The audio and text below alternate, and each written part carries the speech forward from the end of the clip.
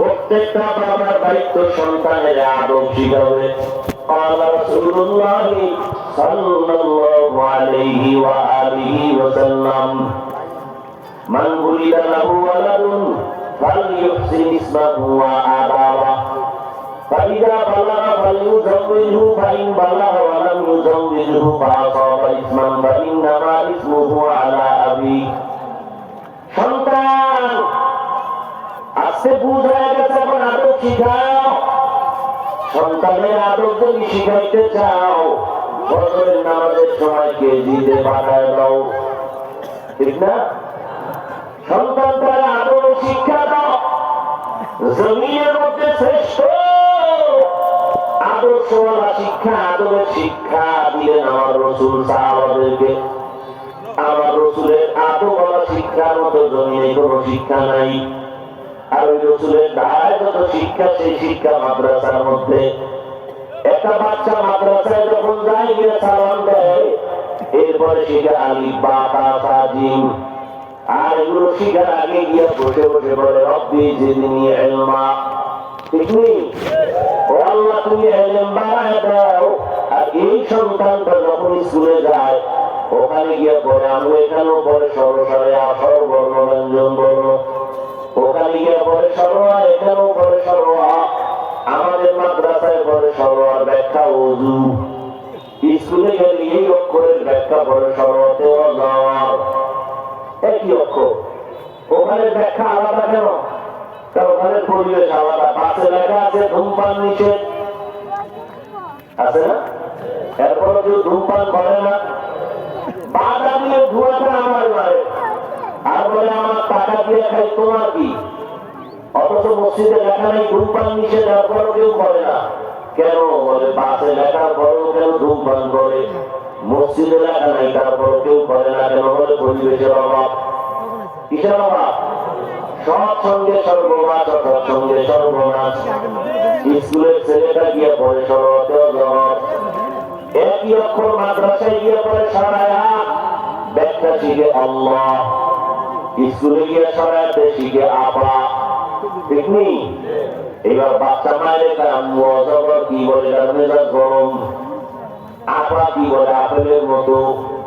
সন্তান অজগরের মতো মেজাজ নিয়ে গেলার ভাঙে, আলমারি ভাঙে, সুবেশ ভাঙে।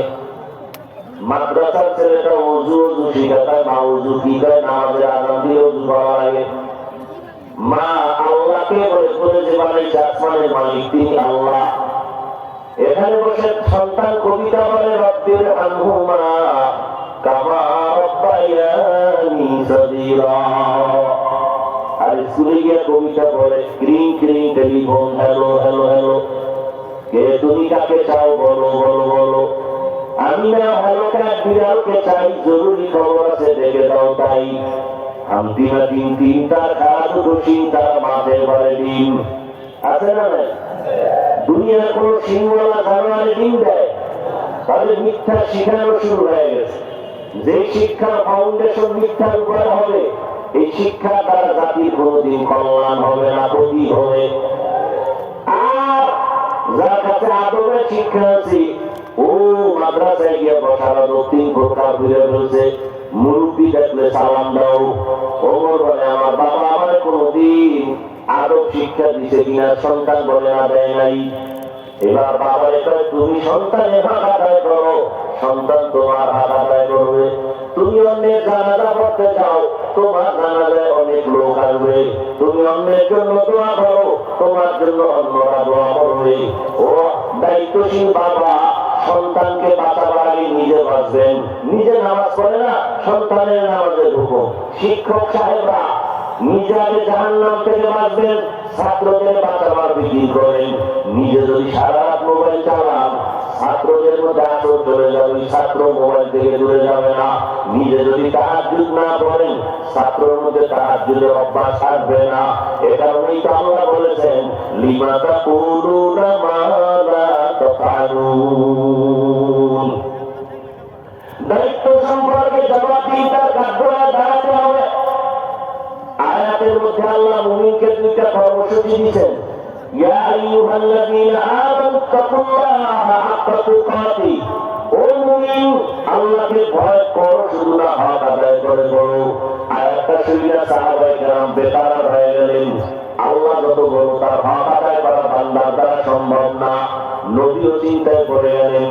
আল্লাহ কয়, জিবরাইল জলদি করে যাও, আমার নবীর পেরেশানি দূর করো। নবীকে শোনায় দাও, ইত্তাকিল্লাহ মাসতাতুম, আমাকে হক আদায় করে ভয় করার প্রয়োজন নাই, বরং বান্দা তার সাধ্যমতো আমাকে ভয় করবে। এখানে যারা বসে আছি সবাইকে যদি প্রশ্ন করি, আপনারা আল্লাহকে কারা কারা ভয় করেন, সবাই জমা হইতে জিগাইলে হাত উঠানো শুরু হয়ে গেছে। যদি প্রশ্ন করি সবাই বলবে আমি আল্লাহকে ভয় করি। অথচ এখানে এমন আছে ফজর পড়ে নাই, যোহর পড়ে নাই, আসরের খবর নাই, মাগরিবের খবর নাই, সেও বলে আল্লাহকে ভয় করি। আমি 5 ওয়াক্ত নামাজ পড়ে বলি আল্লাহকে ভয় করি। আপনি দাড়ি না রাখিও বলেন আল্লাহকে ভয় করি। আমি দাড়ি রেখে বলি আল্লাহকে ভয় করি। আপনি পর্দা না করে বলেন আল্লাহকে ভয় করি। আমি পর্দা রক্ষা করে বলি আল্লাহকে ভয় করি।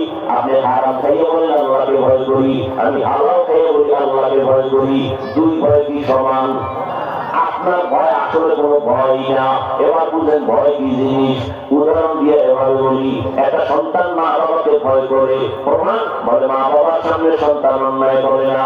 কেন? বলে মায়ের ভয়। একটা ছাত্র শিক্ষকের ভয় করে। প্রমাণ কি? বলে শিক্ষকের সামনে ছাত্র অন্যায় করে না। কেন? বলে শাস্তির ভয়। এই দুনিয়ায় যেই কোনো বান্দা বান্দি আসলে আমার আল্লাহকে ভয় করে, আসলেই যদি কেউ আল্লাহকে ভয় করে, কোন বান্দা গলায় ছুরি লাগাবে, দাড়ির মধ্যে অস্ত্র লাগাবে না। আর কে দাঁত খৌফে হকদার দিল বদারম জন্নাতুল মাওয়াতে আদউরা মাকাম জুজবা আকাচি জে মাকাদ ইনসুজা ফজলে উয়া মস্তে দর জুমলা জাহা। আল্লাহ বলেন আমাকে তোমার সাধ্যমতো ভয় করো। ভয় করার অর্থ কি? ভয়ের নাম তাকওয়া, ভয়ের নাম খশিয়া, ভয়ের নাম খাউফ। লাউ আনজালনা হাযাল কুরআনা আলা জাবালিন লারাআইতাহু খাশিআ ইন্নামা ইয়াখশাল্লাহা মিন ইবাদিহিল উলামা। অন্য বান্দাদের মধ্য থেকে বেশি ভয় করবে। ভয় করার মানে সাধারণ মানুষ বাম হাতে পানি পান করবে, একজন আলেম সহসায় বাম হাতে পানি পান করবে না। সাধারণ মানুষ শয়তানের ওয়াসওয়াসায় গলায় চেইন লাগাবে, বাম হাতে আংটি করবে, একজন আলেম কখনো তা করবে না। সাধারণ মানুষ শয়তানের ধোঁকায় পড়ে উল্টা পাল্টা ভাবে চলাফেরা করবে, কিন্তু একজন আলেম কখনো উল্টা পাল্টা চলাফেরা করবে না। সাধারণ মানুষ শয়তানের ধোঁকায় পড়ে পর্দার বাইরে চলবে, একজন আলেম কখনো ভুলে পর্দার বাইরে লঙ্ঘন করে চলবে না। আল্লাহর ভয় যাদের অন্তরে থাকবে সে সীমাহীন ভাবে আল্লাহর মহব্বতে গুনাহ থেকে বেঁচে থাকবে। আরে তাকওয়া, তাকওয়া কি জিনিস? বলে বেশি বেশি নামাজ পড়ার নাম তাকওয়া না, বেশি বেশি জিকির করার নাম তাকওয়া না, বেশি বেশি তেলাওয়াত করার নাম তাকওয়া না। তাকওয়া কি? বলো ইত্তাকিল মাহারিম তাকুন আবাদান নাস আল ইহতিরাজ আনিল মাসিয়া, গুনাহ থেকে বেঁচে থাকার নাম হলো তাকওয়া। বেশি বেশি আমল করার নাম তাকওয়া না, গুনাহ থেকে বেঁচে থাকার নাম তাকওয়া। বেশি বেশি জিকির করার নাম তাকওয়া না। আপনি নামাজও পড়েন, জিকিরও করেন, পাগড়িও বাঁধেন, মিথ্যাও বলেন, সুদও খান, বিয়ার সময় লাইয়া বলার নামে যৌতুক করেন। এরকম কোন দরবেশ নাই দুনিয়ায়। আমরা বলি আপনি গলা বিশ্বাসের মুড়ি ও হাজি সাহ তোমার ইমানের পাওয়ার কত? কারণ ইয়ে বলার বিয়ার সময় টের পাওয়া যায় পাওয়ার কত। কি গায়ে ধুমধাম চলতেছে ঘরের মধ্যে।